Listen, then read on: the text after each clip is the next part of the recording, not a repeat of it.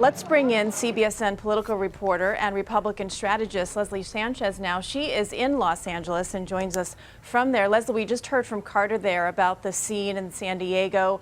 Are Republican leaders worried about how these events might play out as we start to look ahead to the general election?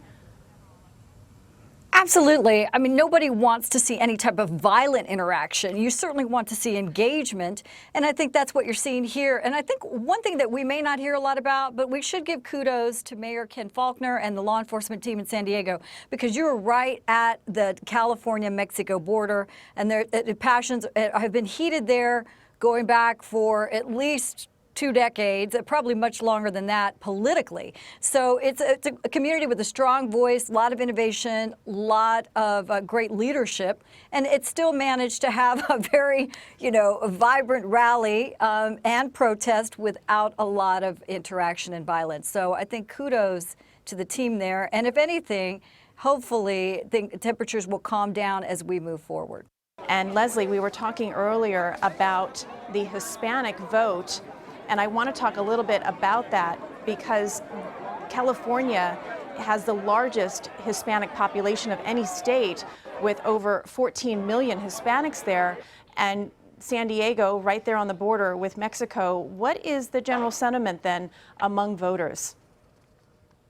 Well, it's certainly a Democratic stronghold, not only among just non-Hispanic voters, but certainly among Hispanic voters. And what's interesting, if you look at the optics of that, you've got these Mexican flags flying back and forth, but they're only a couple of miles from the actual Mexico-California border. So it does become a confusing optic in terms of where is your loyalty? What are they trying to say?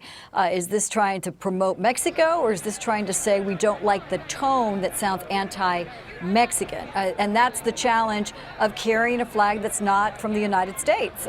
Inside that rally were Hispanics as well, inside the Trump rally, who do believe in strong border enforcement, who like the leadership style of Donald Trump, and you're seeing it across the country. But in California particularly, it will remain a blue state, and it's a very active state. You have more democratically elected officials, statewide office holders, and they really are the leadership for the rest of the Democratic Party. So it's a very different case in California.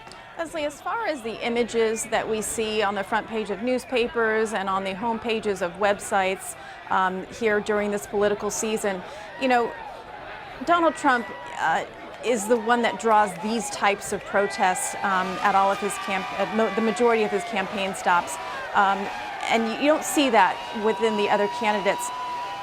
It obviously, I mean, as far as how this plays out for the rest of America, is it a good or bad thing? It has the potential to be a really important, good thing for the Trump campaign, especially if the opposition is holding Mexican flags. That is not empowering the left or the Democrats. It's really dividing the country even more, and it makes the case for Donald Trump. And if you heard some of those protesters, they're like, go back home.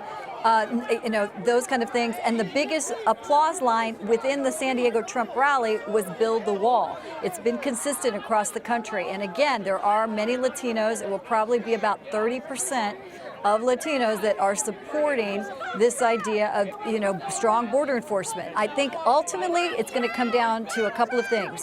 It's not in a vacuum. Donald Trump will look like he's pro-enforcement. Hillary Clinton will look like she's softer on the borders. Donald Trump is taking a strong stance against amnesty. Hillary Clinton will look like she's amnesty for everyone. And now it's going to come down to tone.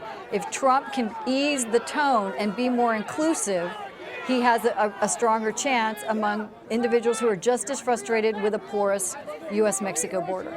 But how does he do that at this point? Because he's taken such a hard stance up until now. It's interesting because I think there are many Latinos who don't really think he's going to build a wall. They think it's just kind of rhetoric for the campaign, red meat, so to speak.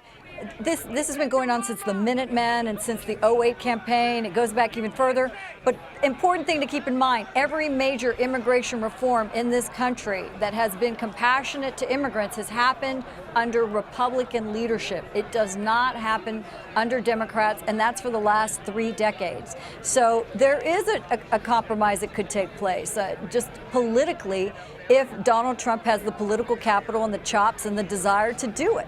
I think a lot of Latinos who've been in the movement and care about immigration know that they've been very disappointed by the Democrats. What they do not have tolerance for on the left or the right, whatever your ideology, is somebody who is tone deaf to a pro-immigrant message, somebody that sounds like they're dehumanizing the plight of undocumented immigrants and is making fun of them, or really it sounds as if it's a bigot or borderlines on nativism. There's absolutely no tolerance for that. So it really is about the message, the team, and the infrastructure Trump has moving forward. Leslie Sanchez in Los Angeles, thanks for your time tonight.